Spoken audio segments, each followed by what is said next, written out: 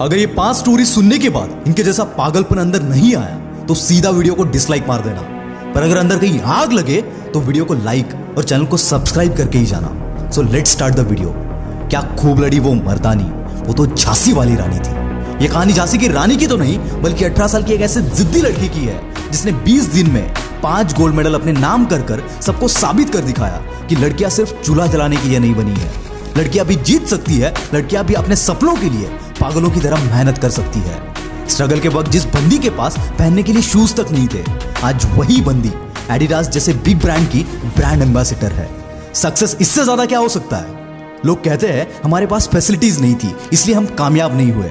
पर दोस्त, तुम्हारे पास कमी उस फैसिलिटीज की नहीं, उस पागलपन की है जो हर विनर में, हर कामयाब बंदे में तुम्हें देखने मिलेगा।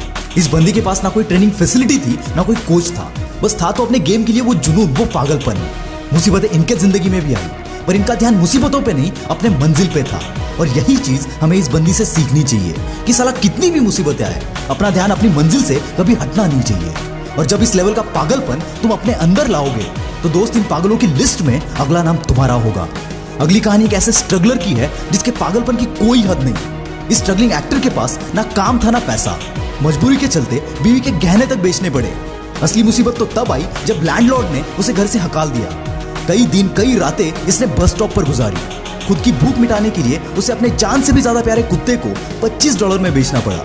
जब ये काम ढूंढ रहा था तब इसने मोहम्मद अली की बॉक्सिंग देखी और इस बंदे के अंदर का पागलपन जग गया। इस बंदे ने 20 घंटे जग कर एक मूवी की स्क्रिप्ट लिख डाली। प्रोडक्शन हाउस वालों को ये स्क्रिप्ट इतनी पसंद आई कि उस स्क्रिप्ट के लिए $1,25,000 देने के लिए तैयार हो गए। पर इसकी जिद तो अलग ही थी।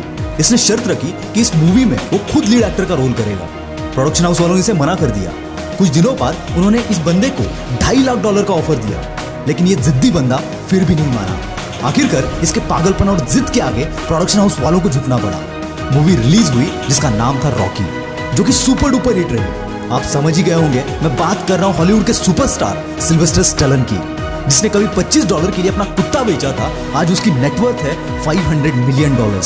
ताकत सिर्फ जीतने से बाहर नहीं आती दोस्त, तुम्हारे मुश्किल हालात तुम्हारी असली ताकत बाहर लाते हैं।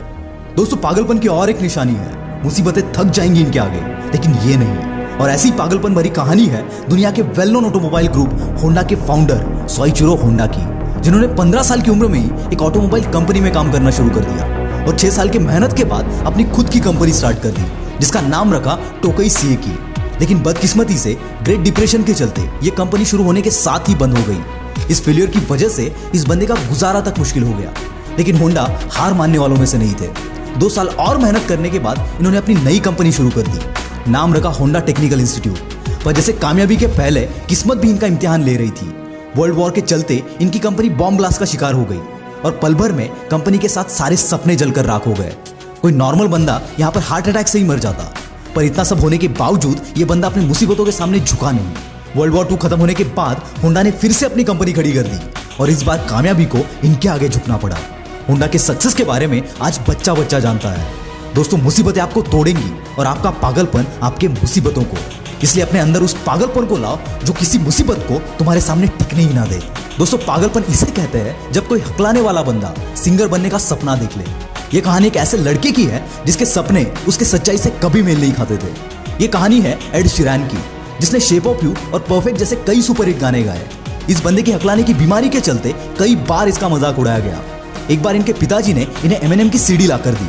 एमिनेम को गाते हुए सुनकर यह बंदा इतना इंप्रेस हो गया कि पागलों की तरह अपनी हकलाने की बीमारी को दूर करने के लिए मेहनत करने लगा।